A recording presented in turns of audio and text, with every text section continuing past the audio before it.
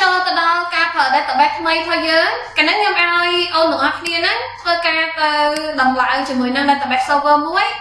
ហើយក្នុងវីដេអូក៏មានបង្ហាញពីរបៀបនៃការកើត connection ដើម្បី connect ទៅកាន់ database server ដែរអញ្ចឹងអ្វីដែលខ្ញុំបានបង្ហាញគឺបានឲ្យទាំងអស់គ្នាទៅឡើងជាមួយនឹង MongoDB រួចរាល់ឥឡូវមក make sure សិនថាតើនៅក្នុងជាមួយនឹង service យើងហ្នឹងវាពិតជាមានជាមួយនឹង database MongoDB មែនអត់ខ្ញុំមកហៅជាមួយនឹង service name ដែលមានឈ្មោះផ្ដើមដោយអក្សរ M ហើយមួយនេះឯងគឺជា database server MongoDB ហើយ service នេះគឺកំពុងតែ running ចាំមានន័យថាខ្ញុំអាច connect ទៅកាន់ database នឹងបានហើយបើសិនជា service យើងអត់មានគឺមានន័យថាអូនអត់ទាន់មាន database ទេអញ្ចឹងបើអត់មាន database អូនក៏ connect database អត់ចូលដែរ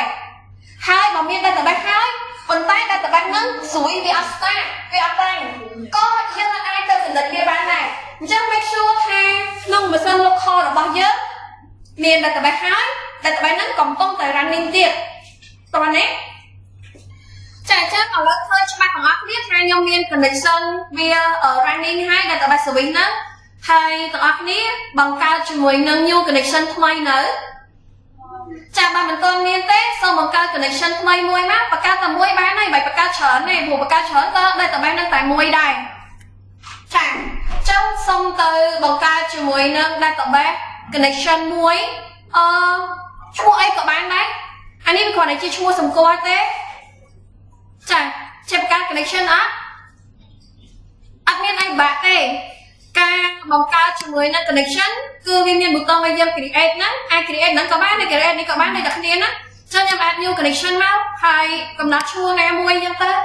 ចាំយើងគ្រាន់តែដាក់ឈ្មោះឲ្យវាតែប៉ុណ្ណាចាហើយយើងអាចកំណត់ save color វាហើយ save connect ទៅអូខេហើយ database ជា default របស់អូនគឺមានត្រឹមតែ3ទេមិនឃើញច្រើនទេហើយយើងនឹងបង្កើត database ទី4ដែលជា database សម្រាប់សិស្សផ្សេងគ្នាហើយនៅមាន database ណាអូខេសូមត្រូវដឹងថាតើfile ដែលខ្ញុំបានឲ្យអូន export កាលពីម៉ោងមុន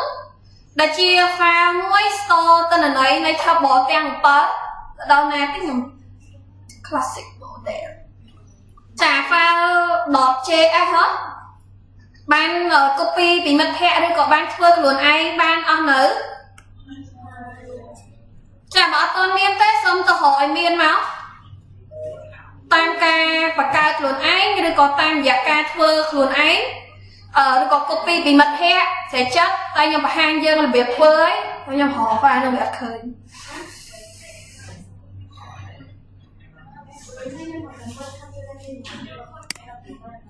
ចា file ហ្នឹងគឺមានជាមួយនឹងទាំងអស់ដូច7ហើយចាមានដូចជា customer ខ្ញុំសេឈ្មោះខុសដូចជា employee ដូចជា office order detail order payment product line and product អានេះគឺជាទិន្នន័យដែលយើង export ចេញពី MySQL ចាស់របស់យើង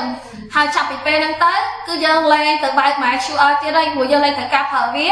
យើងប្រើតែ data ដែលយើង export ហ្នឹងទុកវាស្រួលទៅបើសិនជា data ណាមួយមានបញ្ហា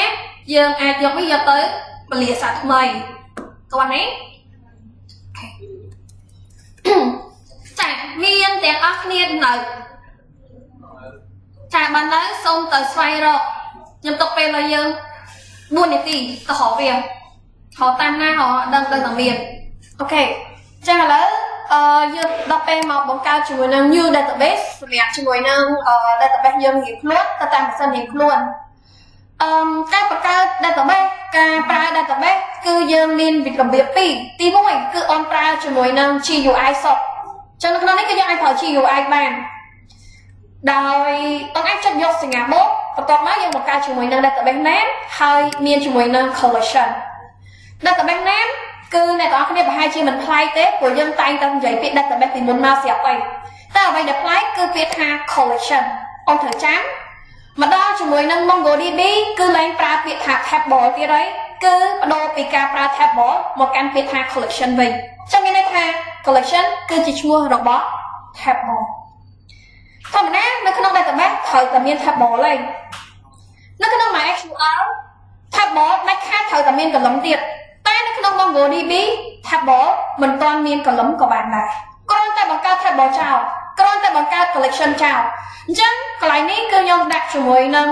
database name សូមដាក់ឈ្មោះក្រុមយើងគឺ SW3 សំទោស4ជាស្អីsorry SW4 ចា and collection មួយនៅក្នុង channel តើមួយណាមុនក៏បានដែរដាក់ customer មុនណាព្រោះវា alphabet customer ស្រាប់អីចាអញ្ចឹងខ្ញុំដាក់ឈ្មោះថាសូមបញ្ជាក់ឈ្មោះហ្នឹងដូចខ្ញុំអញ្ចឹងខ្ញុំឈ្មោះថា wallet អញ្ចឹងខ្ញុំដាក់ wallet underscore customer អញ្ចឹងគ្នាយើងឈ្មោះអីទៅសេអាឈ្មោះខាងក្រោយយើងបានបន្តិចហ្នឹងយកមកដាក់ខាងមុខហើយចាំឈ្មោះ collection តាមក្រោយឲ្យតើណាឧទាហរណ៍ថាធីរៈអញ្ចឹងអូនអាចដាក់ឈ្មោះថាសុធីរៈ underscore customer ឬក៏ធីរៈ underscore customer យល់និយាយទេចៅដល់ថាឈឿនតារាអញ្ចឹងឲ្យដាក់ថា direct underscore customer អញ្ចឹងទៅអញ្ចឹងផ្ដើមដោយ keyword ដំបូងនៃ collection របស់យើងរៀងខ្លួនគឺប្រើឈ្មោះរបស់អូនរៀងខ្លួនចាហេតុអីកន្លែងនេះខ្ញុំបញ្ជាក់ទៀតមានចំណុចមួយដែលខ្ញុំចង់ឲ្យយើងសង្កត់ឲ្យយើងយល់ថា collection ហ្នឹងមិនខុសឈ្មោះមិនឲ្យយើងយល់ឡើងហ្នឹងចាអញ្ចឹងសូមដាក់ឈ្មោះ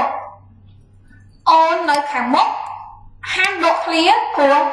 ដក clear ក៏បានដែរតែគាត់ថាពេលយកប្រើលើក្រោយគឺយើងបានការហៅវាមកប្រើបន្តិចជិះទៅឈ្មោះ object គេអត់ដែរឲ្យដក clear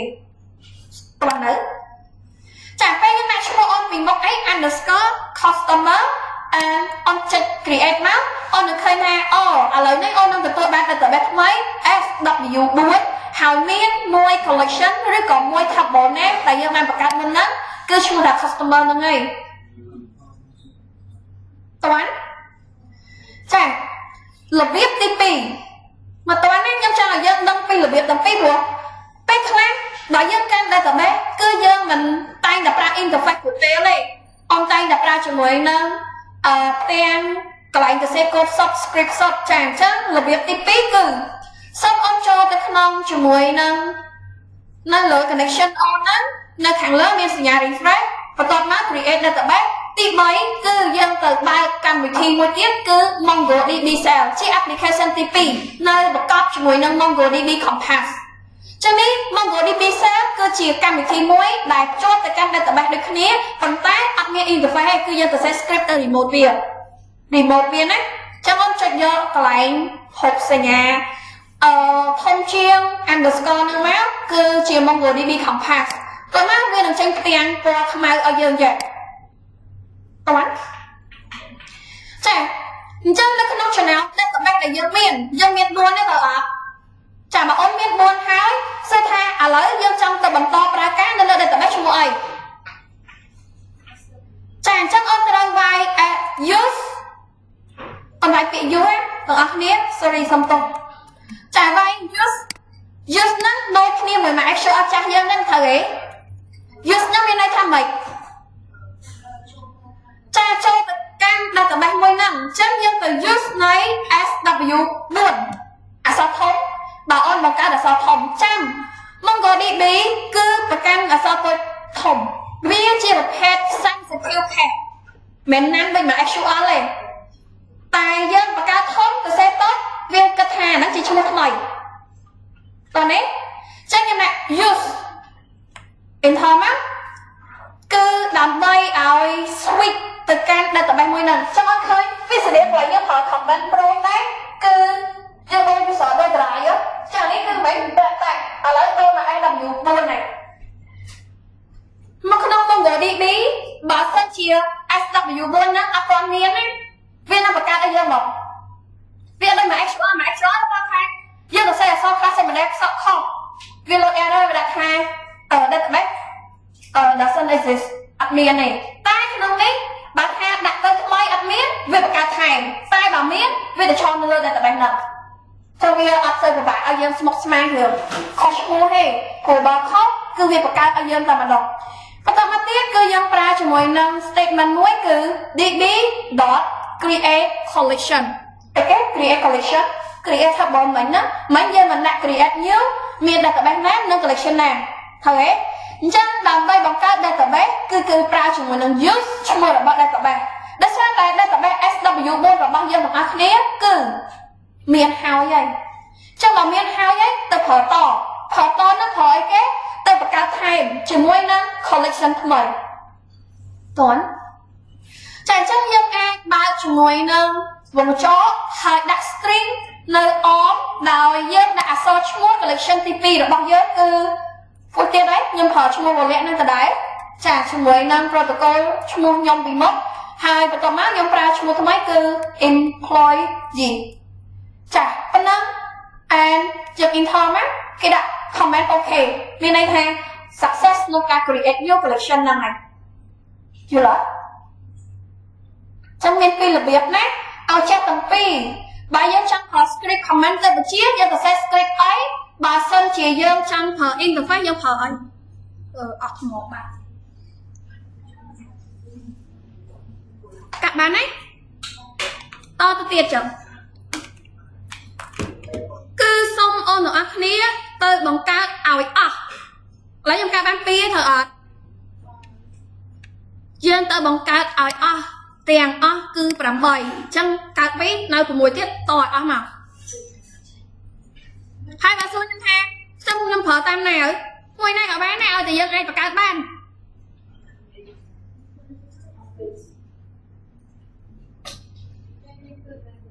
ចឹង8នោះមិនគេខ្លះនេះ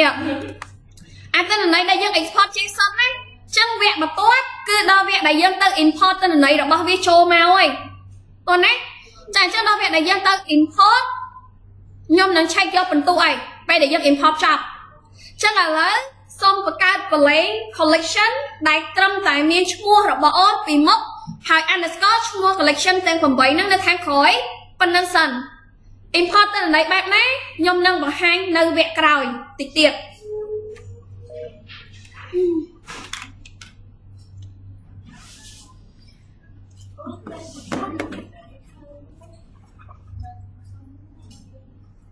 បង្កើតធំក៏បានទូចក៏បានដែរគ្រាន់តែថាបង្កើតធំហៅធំបង្កើតទូចហៅទូច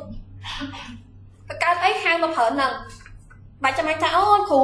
ទូចទាំងអស់ខ្ញុំប្រើធំពីមុខតែចិត្តប្រើមួយនេះក៏បានដែរអូនអ្នកបង្កើតតែពេលសរសេរកូដហៅឲ្យត្រូវរបស់យើងកុំហៅតាមខ្ញុំព្រោះរបស់យើងខុសគ្នាតែថៃ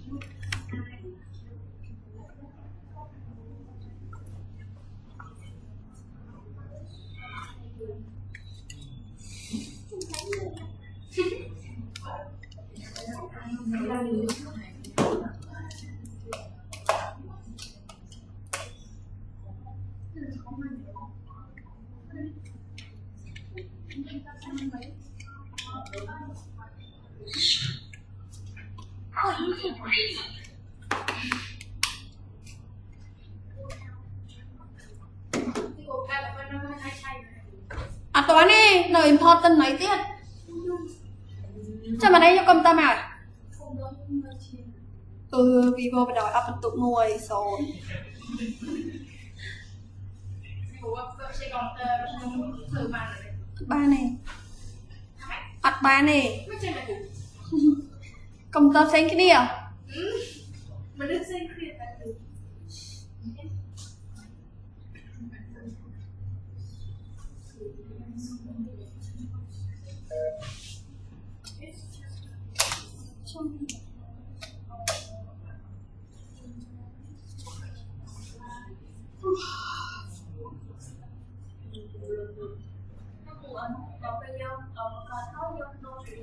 បាន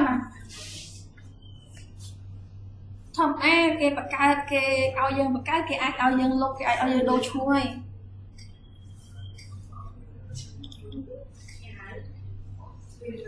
វីដេអូទី2ផងគ្រូគឺមានតែសំឡេងធ្វើ voice over ចា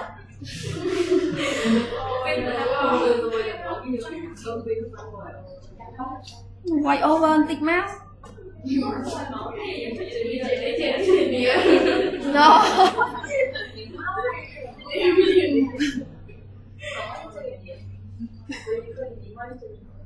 ហើយនៅមួយយើង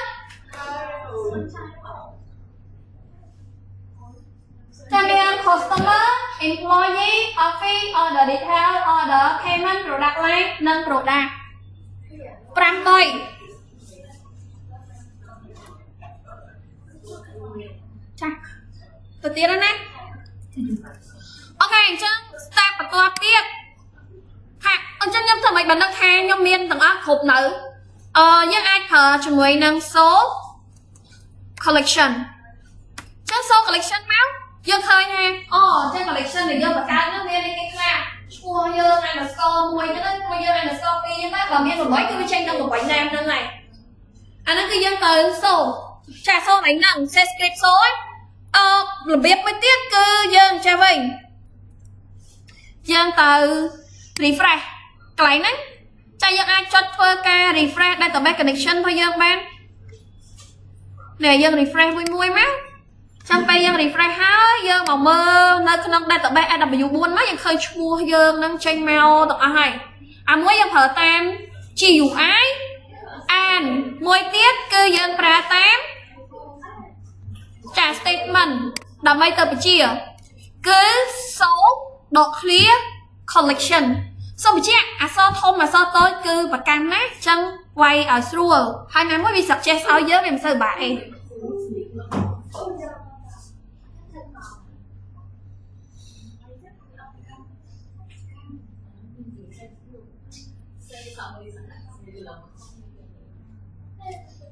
អូខេ step បន្ទាប់ចាប់ផ្ដើម import ចូលវិញម្ដងចឹងការ import នឹងដល់ពីរដែរនិយាយទៅវាមានទាំង interface UI ក៏ដូចជាមានទាំងការប្រើ script ឥឡូវនេះគេមិនហៅ SQL ទៀតទេចាគឺគេហៅ MQL MongoDB query language ណាយើងដូរពី S ទៅ M ចាលេខ statement នេះ Mongo អញ្ចឹងយើងប្រើជាមួយនឹងការ import តាម comment មុនចាគឺដើម្បី import តាម comment យើងប្រើជាមួយនឹង db. ឈ្មោះរបស់ collection យើងគឺឈ្មោះអីគេឥឡូវ import មុនចូល customer ចឹងណាចឹង db. ឈ្មោះ collection customer. insert many insert many ហើយអីមក insert many ព្រោះនៅក្នុង collection customer យើងដែលយើង import មកមានដល់ទៅ122តន័យចឹងវាច្រើនបើយើងយក insert 1បែរថាតែមួយឯងតោះនេះចឹងយើង insert many ដែលការ insert many របស់យើងហ្នឹងគឺយើងយកអាតន័យដែលយើងយកពី file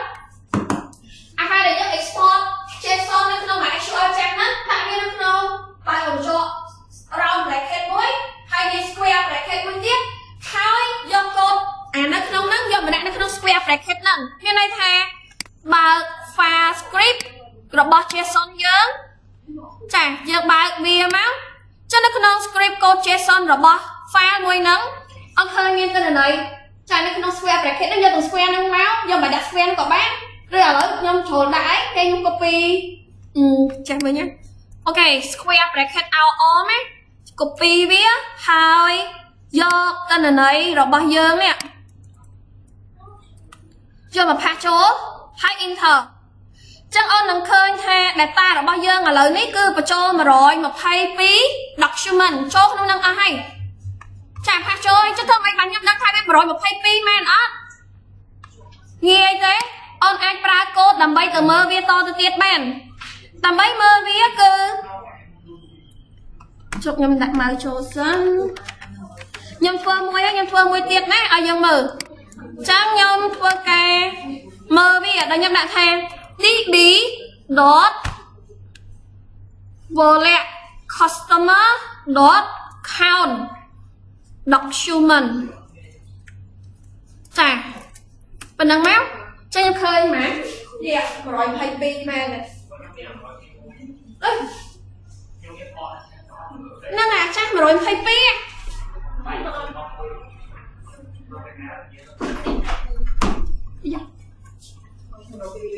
ម្ដងទៀតអានេះយើងប្រើជាមួយនឹង MQL អញ្ចឹងឥឡូវ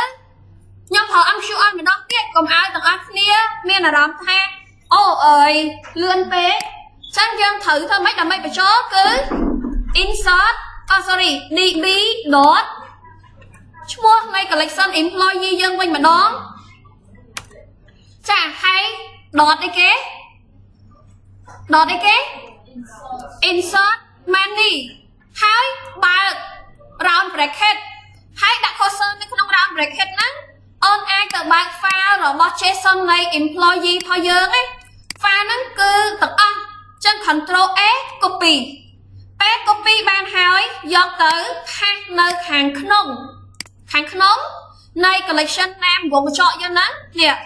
ចឹងដល់ថានេះបើកវងកញ្ចក់តបមកយើងផាសឲ្យបាត់វងកញ្ចក់វិញឬក៏បើកបាត់ទៅហើយដាក់ cursor ចូលក្នុងហើយ control V enter អញ្ចឹងពេលហ្នឹងវានឹងចាញ់ជាមួយនឹងទិន្នន័យដែលបញ្ជាក់ថាអូឥឡូវទិន្នន័យយើងដែលបានរ៉ាន់ហ្នឹងក្នុង customer មាន122នៅក្នុង employee មាន23អញ្ចឹងទិន្នន័យទាំង23ចូលហើយនេះចា23នេះ22ហ្នឹងចាញ់ពីលេខ0មក0ណា